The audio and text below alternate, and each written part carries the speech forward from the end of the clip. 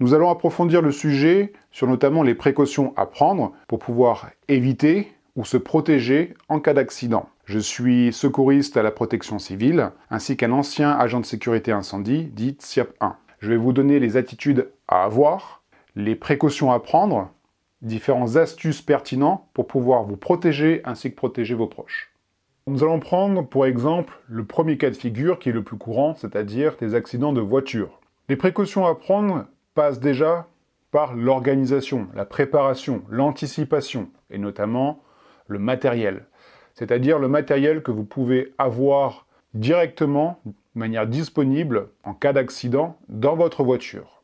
Alors on va commencer ici avec ces deux petits outils, notamment qui sont très simples d'utilisation et également accessibles à tous niveau budget, puisqu'on est autour d'une fourchette entre 5 et 15 € selon les fournisseurs. Ce sont deux outils de secours qui ont été fabriqués aux États-Unis et qui font partie tous les deux de la même marque, notamment la marque Rescue Me. Le premier ici, qui est un petit outil qui pourra facilement faire partie de votre porte-clés et donc venir avec vos clés de voiture. C'est un porte-clés 2 en 1, polyvalent. 2 en 1 pourquoi? Puisqu'en fait c'est un coupe-ceinture et un brise-glace, un brise-vitre. Il suffit simplement quand il sera accroché donc, à vos clés de voiture de venir tirer comme ceci. Et de là, vous avez une encoche avec une lame à l'intérieur. C'est vraiment très simple, il n'y a pas besoin de forcer. Ensuite, ici, le brise-vitre. Donc, il suffira, à l'intérieur, il y a un petit piston. Il suffira donc de le placer sur un des bords, donc sur les côtés, toujours pour casser une vitre. C'est la partie la plus fragile. Et simplement une petite pression, vous appuyez. Et de là, donc, vous allez briser la vitre et vous pourrez donc sortir du véhicule si vous êtes bloqué, bien sûr. Le deuxième outil ici, c'est purement une petite alarme qui va vous permettre de faire connaître votre position, qui peut être très pratique, notamment si vous êtes bloqué quelque part, si vous ne pouvez pas donc appeler les secours, on est en train de vous rechercher, vous êtes peut-être enseveli sous un bâtiment, sous des décombres, ou encore sous une avalanche. Et donc il suffira pareil de venir tirer en fait ici, et donc l'alarme va venir se déclencher avec un bruit sonore qui va être assez puissant. Je ne sais pas sur la caméra si on va l'entendre suffisamment. En tout cas, c'est vraiment très puissant, c'est très fort. Donc ça peut être très pratique. Démonstration ici. Et voilà, ensuite il suffit donc de reclipper pour pouvoir arrêter donc l'alarme. Ensuite, en deuxième lieu à avoir dans votre voiture, qui est très important, c'est une trousse de premier secours. Alors quand je parle de trousse de premier secours, je sous-entends une vraie trousse, pas des pansements et du mercurochrome. Ça vous servira à rien en cas d'accident. Dans un accident de voiture, qu'est-ce qu'il faut comprendre? Accident de voiture ou autre, c'est-à-dire bus, train, ça reste à peu près les mêmes critères. Qu'est-ce qu'il faut comprendre? 3 choses primordiales qui sont les plus récurrentes et qu'on recense dans des accidents. La première chose, c'est les fractures. La deuxième chose, c'est les hémorragies. Et la troisième chose, ce sont les brûlures. En quel cas, la première et la troisième, vous ne pouvez pas réellement intervenir. C'est-à-dire que pour ce qui est des fractures, c'est pas à vous de le faire, vous n'êtes pas formé pour ça. Même si vous pouvez mettre une attelle, il y a souvent des risques. Également des fractures du rachis, donc de la colonne vertébrale, voire fractures crâniennes et autres. Vous laisserez donc les secours s'en occuper. Pour ce qui est des brûlures, pareil. Là, il y a des extincteurs, on va en parler juste après. Donc moi, ce qui m'intéresse, c'est le deuxième cas, c'est le cas le plus important et ce auquel vous devez vraiment vous impliquer à 100%. Et donc, essayer de combattre cette blessure, c'est l'hémorragie. L'hémorragie, voici ici donc des outils qui vous permettront donc de stabiliser provisoirement une hémorragie en attendant donc de passer le relais aux secouristes qui ensuite passeront le relais donc aux hôpitaux.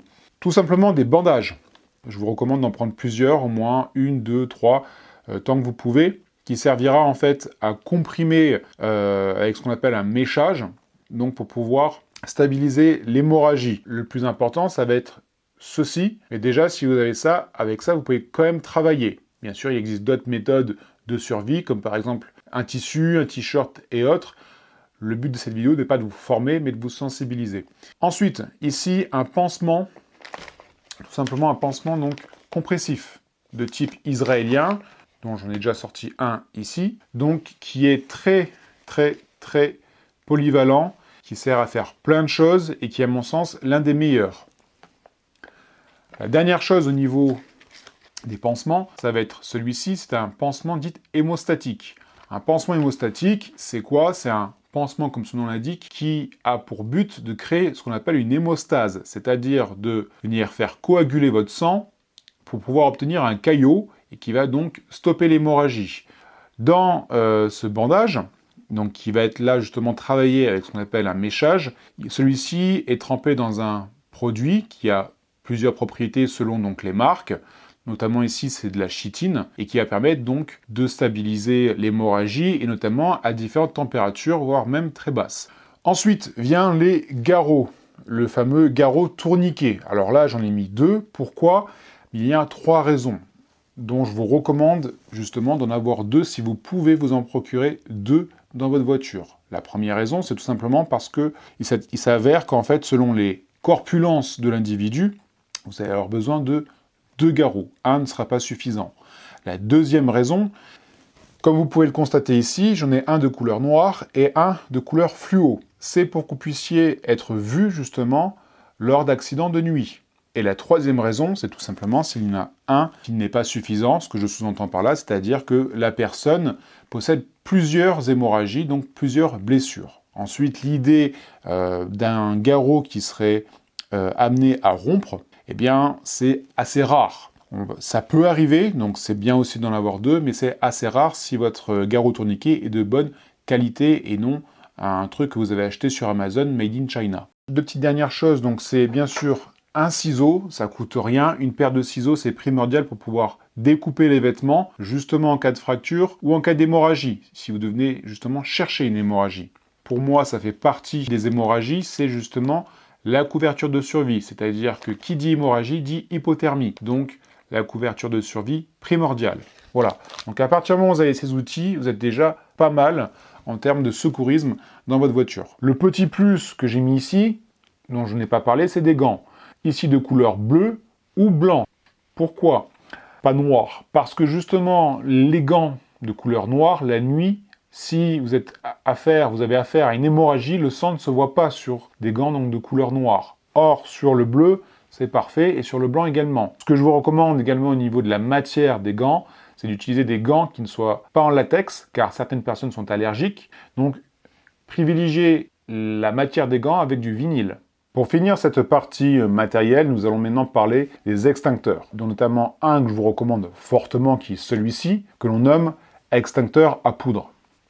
Qu'est-ce qu'un extincteur à poudre? C'est un extincteur qui fait partie des extincteurs les plus polyvalents. Il existe différents types. Chaque type d'extincteur va avoir ses propres propriétés qui vont permettre d'interagir et donc d'éteindre différents types de feux. Et attention à cette connotation, je précise et j'appuie bien mon mot, feu, et non incendie. Une fois que l'incendie est déclaré, c'est trop tard, vous ne pouvez pas, ou du moins plus faire grand-chose. Cet extincteur-là est parfait. Pourquoi? Parce qu'en fait, il recouvre différents types de feux, de type carburant, d'huile ou électrique. Vous le reconnaissez grâce à la couleur, c'est-à-dire la couleur jaune, et ce sera écrit dessus, donc justement A, B, C. A pour solide, B pour liquide et C pour gaz. Donc encore une fois, l'extincteur polyvalent. Cependant, chacun a des avantages, chacun a des inconvénients. Le but de cette vidéo n'est pas de vous faire un cours sur les extincteurs. J'apporte juste une petite précision en plus qui est bonne à savoir. La première ici, c'est que l'extincteur à poudre, la poudre est très fine, beaucoup plus fine que l'amiante, ce qui fait qu'elle va venir se propager partout. Et tout ce qui va être type appareil électronique sera mort, foutu, à la poubelle. C'est important de le prendre en compte. Je pense que quand vous êtes dans un accident et qu'il y a un feu qui commence à démarrer, c'est le cadet de vos soucis. Cependant, emmenez avec vous, par exemple, vos portables ou autres choses électroniques importantes qui pourraient vous sauver la vie avant donc de venir pulvériser. C'est la raison pour laquelle je vous en parle. Les deux, au niveau de la pulvérisation, seront entre 3 et 4 mètres. Quand vous venez pulvériser avec un extincteur, ne visez pas en l'air ou en plein milieu. N'allez pas, encore une fois, gaspiller votre extincteur pour rien. Vous utilisez un extincteur sur la base des flammes. C'est très important. Au niveau de la durée, les deux extincteurs, et du moins de toute manière les extincteurs en général, ont une tenue de vie à peu près approximative de 10 ans. D'accord? Ça peut aller un peu plus, ça peut aller un peu moins, ça dépend de la manière de la conservation. Ce qui est bon à noter également, là je vous le dis de manière objective et honnête, personnellement, moi si j'avais un véhicule, je prendrai un extincteur beaucoup plus important, c'est-à-dire beaucoup plus grand. Là, on est ici sur un type, par exemple, avec celui-ci, un 2 litres. Je prendrai un 6 litres. Car dans plusieurs cas de figure, je s'est vu que malheureusement, il n'y avait pas suffisamment de litres donc pour pouvoir parvenir à éteindre le feu. Encore une fois, attention à différencier le feu d'un incendie. Le feu, vous pouvez commencer à le gérer et à le maîtriser. L'incendie, vous ne pourrez pas. Seuls les pompiers pourront intervenir. Maintenant, pour terminer et conclure cette vidéo, je vais partager avec vous différentes astuces pertinentes et quelques idées, voire tactiques, qui vous permettront donc de faire face à différents incidents et accidents. Justement, si on parle donc de l'univers tactique, on pourrait déjà commencer et terminer de manière définitive l'aspect matériel dont on parlait de manière précédente, avec un outil très important pour les personnes qui se trouvent dans une couverture auquel le réseau est très faible, dans des endroits isolés, et qui auront besoin donc de faire appel au secours. Je fais notamment allusion à ce qu'on appelle un téléphone satellitaire. Donc pour ceux qui ont bien sûr les moyens de se procurer donc cet outil, dans ce cas de figure-là, il est primordial, si vous êtes vraiment très éloigné, ou si vous êtes encore une fois vers un endroit auquel le réseau ne capte pas, eh bien de pouvoir donc encore une fois prévenir les secours. Petite parenthèse fermée au niveau du matériel, et donc maintenant on va venir directement au vif du sujet qui nous intéresse. Je vais prendre un exemple très courant, c'est-à-dire les moyens de transport, ça peut être par exemple le bus, voire même l'avion. Quand vous entrez dans un bus ou quand vous entrez dans un avion, si vous avez un accident ou un crash et que un incendie commence donc à se propager dans tout l'appareil, la première chose qu'on vous a appris à faire, c'est de vous accroupir au sol afin donc de ne pas inhaler les fumées et de pouvoir avoir une meilleure visibilité. Cette chose est vraie. Cependant, si dans un bus par exemple, vous souhaitez sortir le plus rapidement possible, chose bien sûr que je vous recommande, eh bien faut-il encore savoir où se trouve la sortie. Pareil pour les avions, encore une fois l'idée est de sortir de l'appareil le plus rapidement possible, car une chose dont on vous parle peu, c'est qu'en fait, la majorité des personnes qui décèdent lors d'un crash n'est pas due réellement au crash lui-même, mais aux personnes qui ont été victimes justement de l'incendie. Elles ont été brûlées. Donc la priorité serait donc de sortir de l'avion, sauf que quand l'appareil est rempli de fumée, il y a une visibilité qui est nulle, des balises de secours vont se mettre en route afin de vous indiquer la sortie. Sauf que ce n'est pas toujours le cas. Et c'est là où ça devient problématique. Alors comment faire ? Bien voici le premier astuce. Cette astuce est très simple, il est accessible à tout le monde peut le faire, sauf que, encore une fois, il va falloir que vous puissiez être capable, et du moins vous forcer, à observer un peu mieux votre environnement et déconnecter un petit peu votre portable. Comment faire ? Vous rentrez dans l'appareil, vous avez choisi votre place, vous avez une place directement attitrée, vous allez compter le nombre de sièges qui se trouvent entre votre place et la première issue de secours, afin que si la visibilité soit nulle, quand vous êtes accroupi au sol, vous allez pouvoir justement compter le nombre de sièges dans la direction de la sortie, et cela vous permettra donc de pouvoir sortir de l'appareil le plus rapidement possible. Donc dans l'avion, première chose qu'il faut que vous enleviez de votre tête, c'est-à-dire cette peur, cette angoisse de vous dire « est-ce que je me mets à l'avant, au milieu ou à l'arrière de l'appareil ?»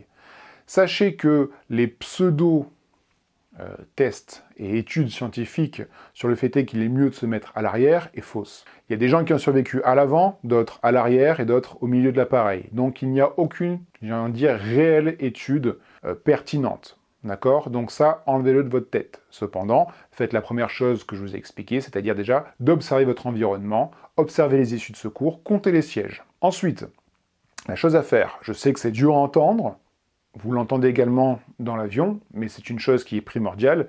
Si vous êtes blessé, s'il vous faut de l'oxygène ou autre, protégez-vous en premier avant de le faire la même chose avec vos proches. Si vous êtes blessé et que vous êtes amené à mourir, vous ne pourrez pas sauver vos proches, vous ne pourrez pas protéger votre famille. Donc protégez-vous d'abord pour ensuite protéger vos proches. C'est très important.